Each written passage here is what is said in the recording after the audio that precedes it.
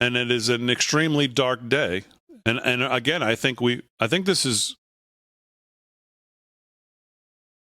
I mean, I don't know how this is not really crossing the Rubicon. I mean, this is election interference like we've never seen. They're so scared of not being able to hold on to power if he gets back in there.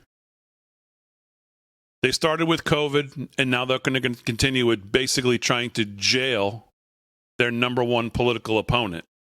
Joe Biden clearly lied today at this press conference when he said that he's never told the Justice Department what to do. I mean, maybe that's true. I don't even know if that's true, but he certainly knew this was coming today. There's no doubt about it.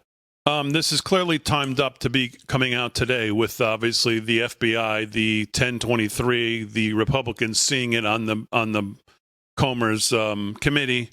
Obviously, what's come out today on that. All of them now seeing it, and then obviously now starting to talk about it. Obviously, the Burisma whole story as this thing comes together, $5 million, maybe $10 million between the son and the father. Mm-hmm. Certainly the $5 million we know to Joe Biden.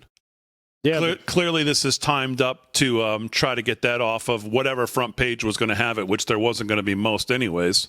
Here's what we know so far. We're going to monitor this live all night long for what we can continue to gather. He's been indicted on at least 7 federal charges, including illegal retention of classified documents, obstruction, and conspiracy. And of course, the obstruction, I mean, this is a documents case. They ran to criminalize it as fast as they could. The obstruction was always a huge part of this. We know that. Because it's basically what they do is they set you up.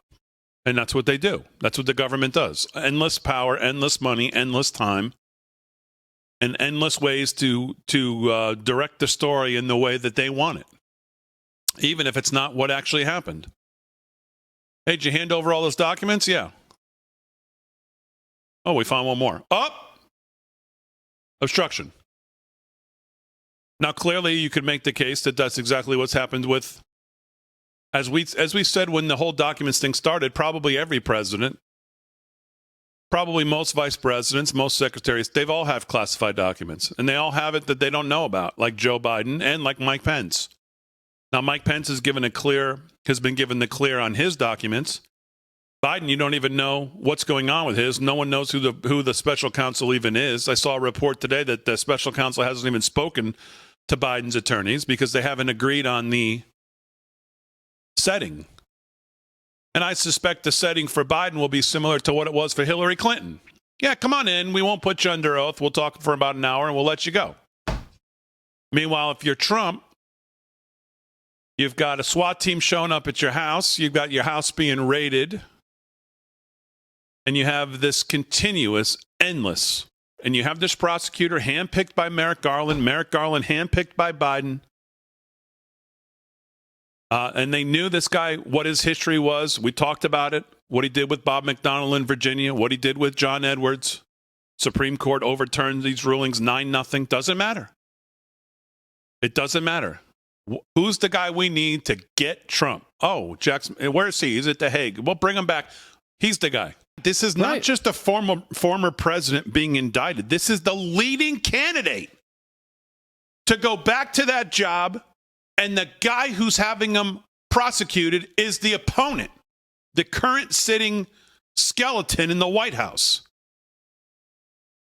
That's the biggest point of all of this. And for Biden's talk about returning to normalcy, there's nothing normal about any of this.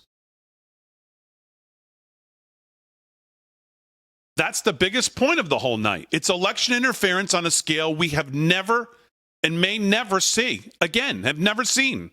And the only thing I keep thinking about, and maybe it's just a pipe dream, is I'm thinking about right now is the old Harry Reid.